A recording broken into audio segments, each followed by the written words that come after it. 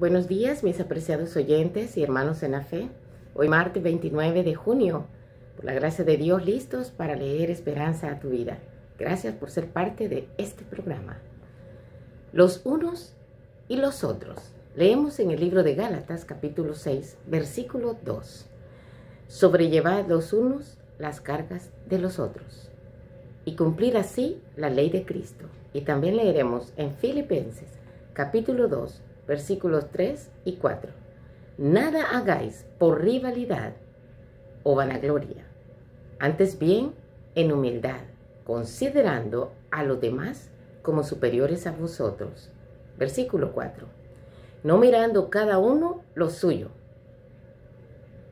propio, sino también a lo de los otros.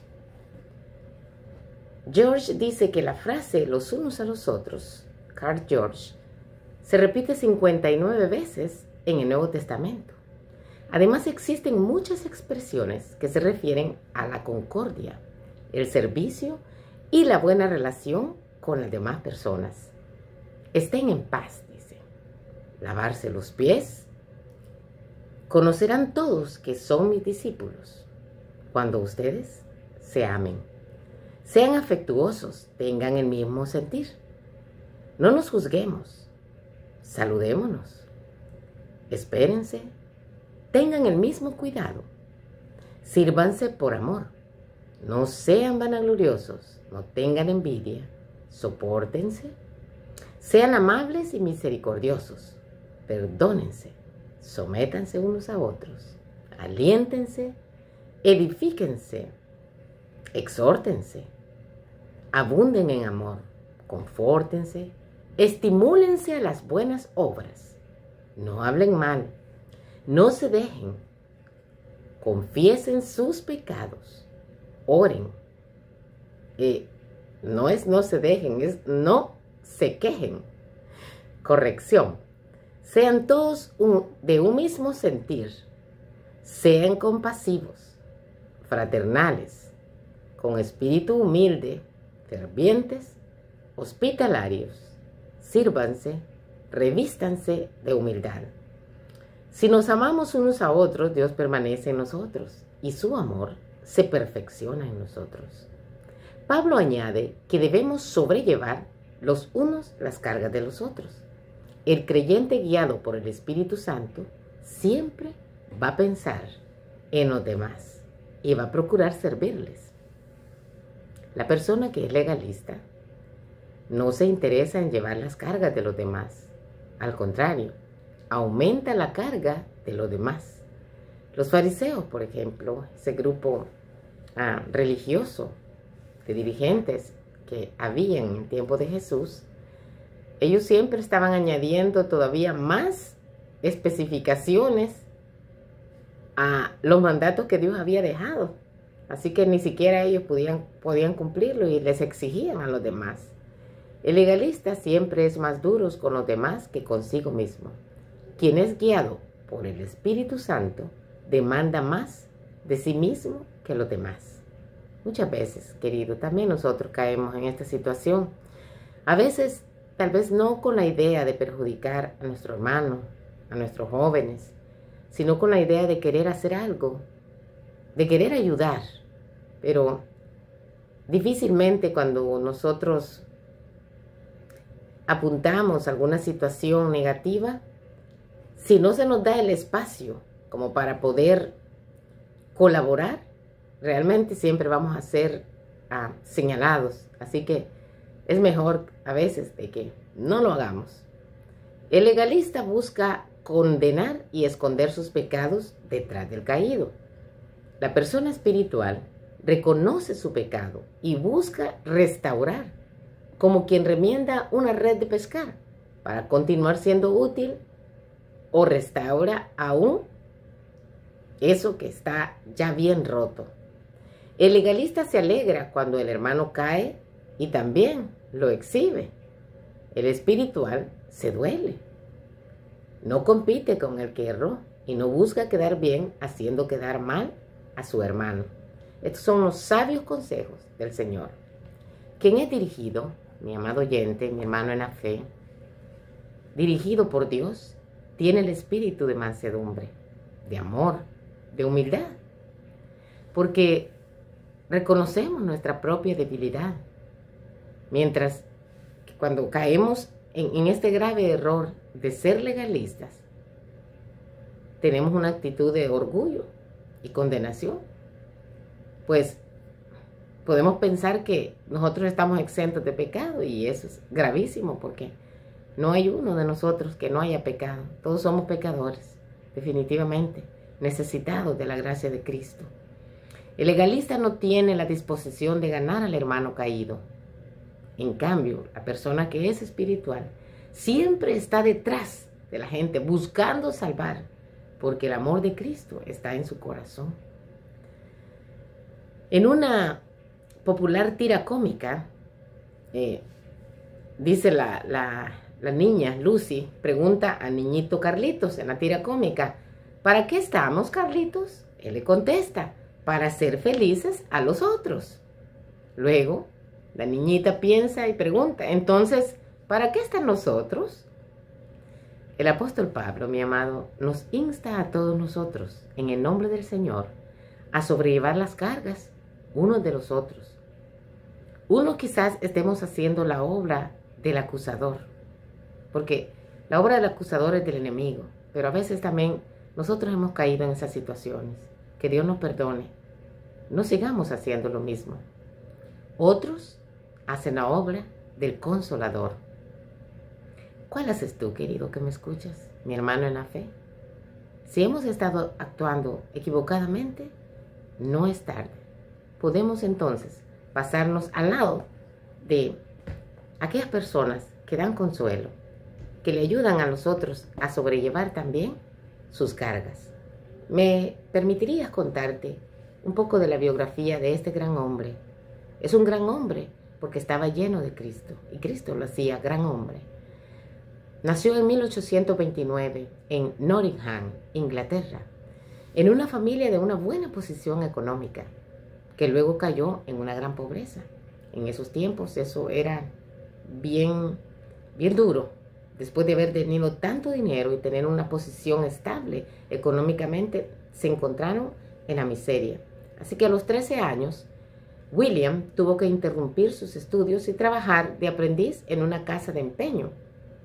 Pero 2 años después sucedió algo que cambió su vida completamente. Creyó en Jesucristo. Su posición social fue la misma, pero descubrió el propósito de su vida. Comenzó a leer la Biblia y a predicar el Evangelio a los pobres en su tiempo libre, junto con su amigo William Sanson, que murió poco después de tuberculosis. Así que cuando ya William tenía 20 años, no solo había perdido a su amigo, sino también su empleo. Así que pasó un año desocupado y se dirigió a Londres, donde comenzó a predicar en las calles. Fue ordenado como pastor metodista, pero renunció en medio de conflictos. Incluso su participación en campañas de evangelización fue prohibida por el consejo de iglesias a las que él pertenecía, y tuvo que continuar por su propia cuenta, pero nunca desistió. ¿Por qué? Por su vocación. La vocación era más fuerte que todos esos problemas. En 1865 creó, junto a su esposa, una organización cristiana donde el servicio a los demás necesitados, no solo en lo espiritual, sino también en lo material, ocupó el lugar preponderante. 13 años después declaró: la misión cristiana es un ejército de salvación. Su obra es mundialmente conocida hoy.